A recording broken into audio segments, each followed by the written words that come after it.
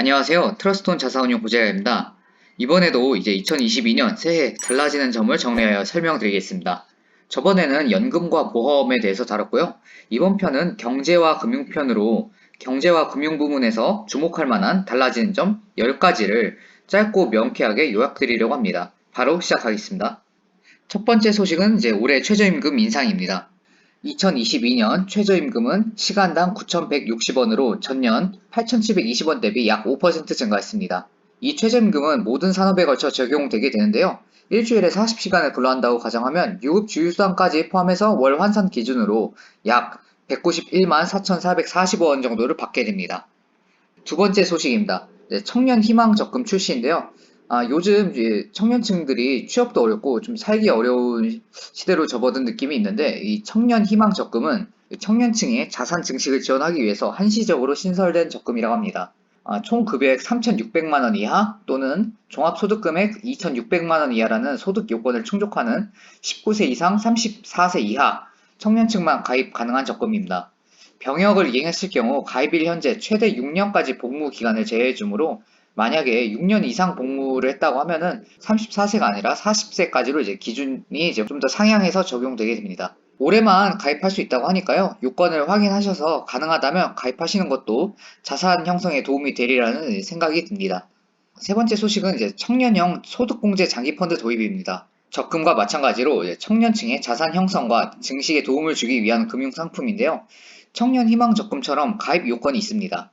바로 총 급여액 5천만 원 이하 또는 종합소득금액 3,800만 원 이하의 소득 요건을 충족하는 19세에서 34세의 청년으로 병역 이행 시 6년 제외를 해주는 이런 조항도 이제 적금과 동일합니다. 펀드의 경우에는 올해 1월 1일부터 2023년 12월 31일까지 가입할 수 있다고 하니까요. 이것도 적금처럼 잘 알아보시면 도움이 될 것 같습니다. 근데 아쉽게도 이제 참고로 이제 현재 그 영상 녹화일 기준으로는 금융사에서 이제 출시된 상품은 없고 좀 기다려 보셔야 할 것 같습니다.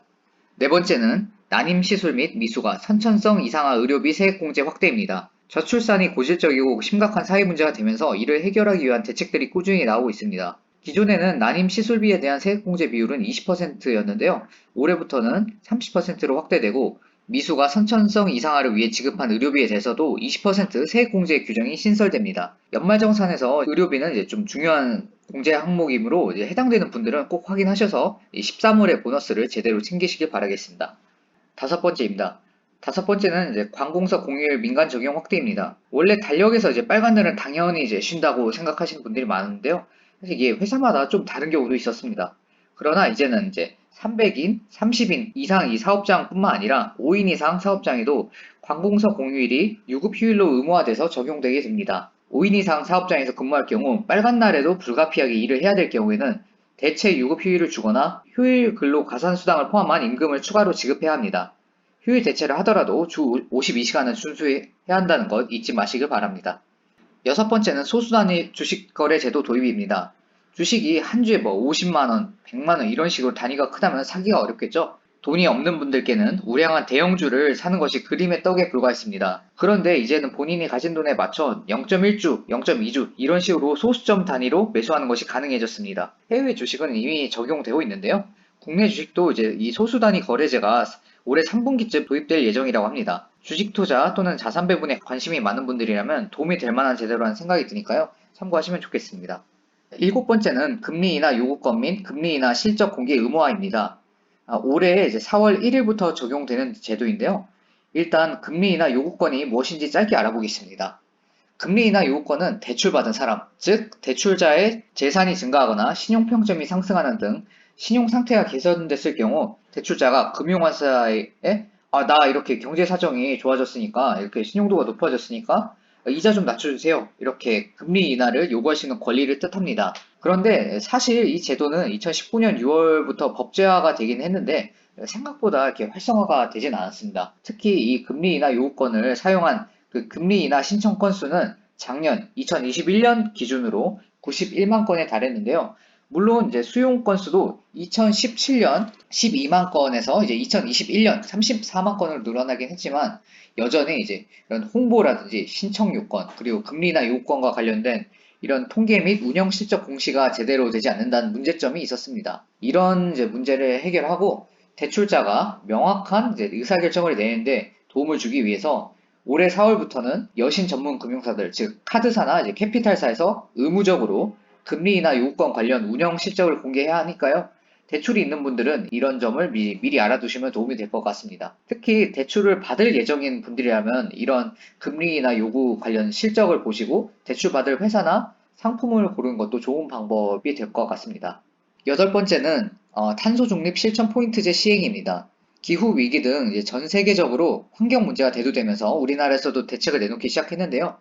일상 속에서 이제 탄소 중립을 위한 구매 행위를 할 경우 포인트로 인센티브를 제공하는 제도입니다. 먼저 이제 탄소 중립 실천 포인트 사이트에 가입을 하시고 참여 기업 시스템에도 가입을 하시면 이용하실 수 있습니다. 그 다음 이제 전자영수증, 다회용기 사용 등 이런 지정된 그런 탄소 중립 활동을 하실 때마다 포인트를 이제 적립받으실 수 있습니다. 포인트는 이제 현재 기준 연간 최대 7만 원까지 적립할 수 있다고 하는데요. 자세한 건 홈페이지를 참고하시면 좋을 것 같습니다. 네, 환경도 지키고 이제 경제적인 혜택도 받고 정말 일석이조라는 그런 제도라는 생각이 듭니다.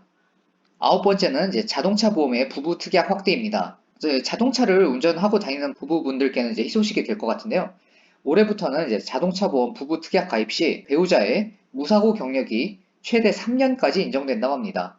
그동안은 이제 부부 특약으로 묶였다가 배우자가 따로 이제 별도의 이제 자동차 보험에 가입했을 경우 특약 기간에 무사고 기간이 인정되지 않았습니다. 근데 이렇게 이제 그 인정되는 걸로 개선이 되어서 이제 안전운전 하시는 이런 부부분들의 보험료 부담이 조금 경감될 수 있다는 생각이 듭니다. 마지막 열 번째 소식입니다. 주요 시중은행 ATM 입출금 또는 이제 이체 수수료 면제입니다.